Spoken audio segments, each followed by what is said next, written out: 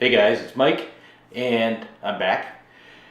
So, since our last video, I've been down to the Philippines. I had mentioned earlier I had some pretty major life changes in the last few months, and things are looking up, and I'll get into some more details on that later.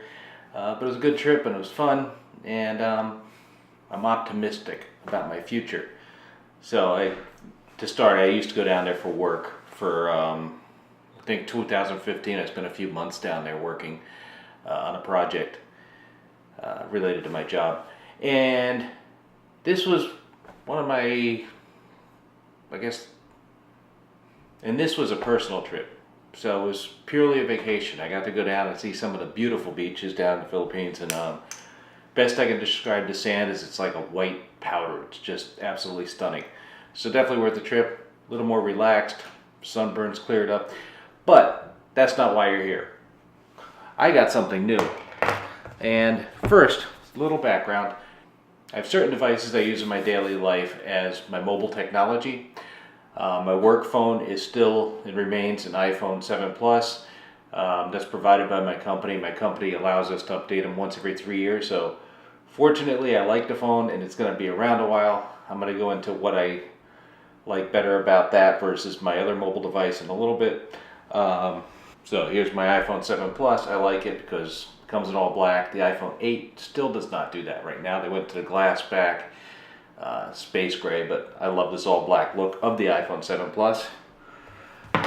My personal mobile device is my Galaxy Note 8. Can't say enough nice things about this.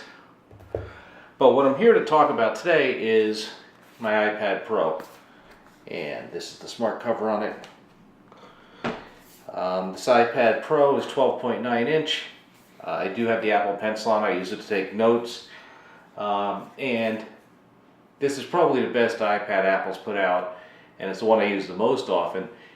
And when I go on personal trips, such as the one I just took to the Philippines, I rarely take my laptop anymore, unless I know I've got work projects to do, because for personal use, this is all I need. It's got a full web browser, I can do everything on the net, it's got a lot of local data on it. And until recently, I was using the Apple Smart Keyboard, so I can use it to compose everything I want, whether it's writing a tech article, whether it's browsing the web, paying bills, whatever. I can generally do it on here with that Smart Keyboard. However, that Smart Keyboard's always been a little bit lacking to me. It works fine. It folds up like this smart cover so that it makes you can make a nice stand to hold up the device. But it's a little flimsy. It provides no protection to the back. So I've always been happy with it, but I mean, it's expensive, right? It's I think it's $170. There was an alternative out there by Logitech. Now, when I first got my iPad Pro, I had bought that. Now, this was a brand new device at the time. The smart connector that makes those keyboards possible, that's this side connector with 3 dots. That was brand new, and Logitech had some problems with that keyboard when it first came out. And the problem I was having is you type and it would drop characters, basically made it unusable. And Logitech was promising at the time, don't worry, we will fix this. The problem is, I had work to do now. I didn't really want to wait to fix it, and I was going to get to a point, and I think I bought it at Best Buy, which only has a 2-week return policy. And if you get past the return policy, you're stuck with it, and then if they don't fix it, what do you do, right? So I had returned it, and that's why I went with the Apple Smart Keyboard. Well, Logitech, not only did they fix that problem, and I've seen a few people use it, and they love it, and they're happy with it, they've improved it. They've come out with something now called the Logitech Slim Combo. So I picked this up, it came in yesterday. Haven't opened the box yet, so I'm going to show you what that looks like. Besides having the ability to stand up the device in a case that actually protects the back of it, which the Apple keyboard did not. Okay. It also has a keyboard that's detachable, and something the Apple keyboard did not do. It's got a backlit keyboard, and it's got some function keys, so it actually takes it to that next pro level. So I'm going to open this up, and I'm going to use it, and I'm going to provide you some feedback with how well this works. Let's open it up right now just to see what it looks like. Okay, so the box itself is actually pretty nice. It's solid, and it's got a magnetic clip on the side, so you don't need to like cut it open or break tape or anything. So once I open it up, inside I get a nice picture of what it looks like over here. A list of some of the features: ultralight, 50-degree tilt range, and this is something I really like, the Apple Pencil holder. The problem with the iPad before is I didn't have any place to put the pencil. It's always getting lost in my bag. Let me show you what I did also, because like I had mentioned, there was no real way to protect the back of the iPad. I picked up this 13-inch laptop sleeve, and I usually keep the iPad in here, and the nice thing is it's got this little pocket, and inside that pocket I keep the Apple Pencil. Well, that's handy, and it provides a certain level of protection. But now with this, I'll be able to just attach the pencil to the top of the iPad itself. So let's disassemble this, see what it looks like. So first thing I take out of the box is the actual keyboard itself, and I'll play with it and give you feedback, but it's nice to have actual keys instead of the fabric things on the Apple Smart Keyboard. It's got a little place to place your wrist right here, and here's your smart connector with the 3 connectors for the keyboard. So I mean, just by itself, that should bolt right to the iPad, and it does. Let's see what else we got in the box. Oh, and you can see it automatically lit up the keyboard, so backlighting just by connecting that. Okay. Returning to the box, I've got this this protecting fabric, and then in the back is the rest of the case.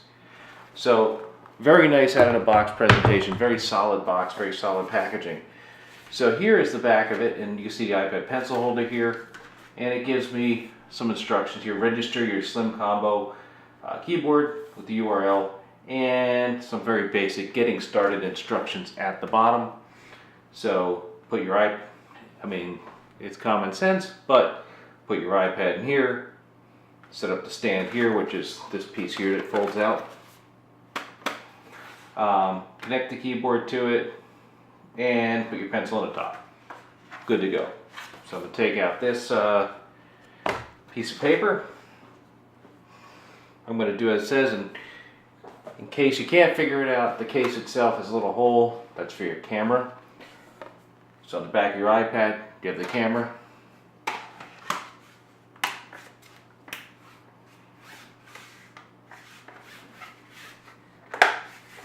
iPad snaps in nicely, and automatically, even if I don't use anything else, I've now got some protection for my iPad.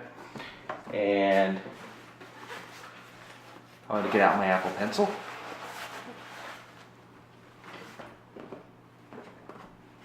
I'm going to shove my Apple Pencil in the Apple Pencil holder, so you can see right there I've got a place for that. And let's go ahead and connect the keyboard.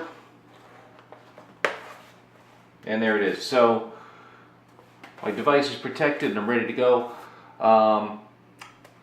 The one thing I can say that is different is it's a lot heavier than it is with the Apple keyboard, but that's because this is a solid plastic case that provides some protection, whereas the Apple keyboard is very much like this smart cover. It's just a very flimsy, thin thing.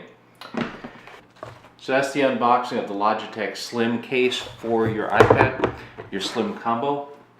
And I'll let you know at the end of this video what I think about the typing on it, and I'll give you a little bit of a and I'll give you a little bit of a review of how this works in my day-to-day life, and I'll add that to a video I've got coming out later this week. So, good to be back. Real quick, an update on the contest that's coming.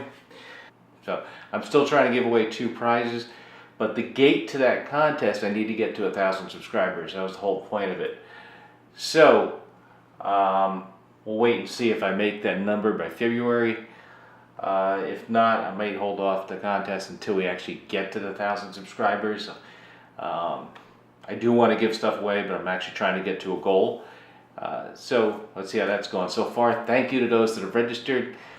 Thanks for the new subscribers. I think as of the time I'm making this video, we're at 795, so we've got 205 more to go. I want to try to get that done by February 20th, so we've got a little time. I'm trying to promote it the best I can. We've got a Twitter account out there now, Mike Fury Tech. Feel free to follow me there. put out suggestions for your videos. I'm happy to make them, and I'm going to start to get on a schedule. I think I'm going to try to get a video out. I'm looking at either probably Thursday or Friday by every week. That gives me a little time to play. And I'll try to pre-announce the topics, okay? The other thing that's coming up, Unraid has come out with a new version. You might have seen some other people put some videos out there. It's called 6.4. I'm going to go through that upgrade process, let you know if there's any gotchas, and I'll tell you some of the new features in it. There's some good stuff there, especially related to performance tuning. So that's about it. If you like what I'm doing, feel free to click the subscribe button below.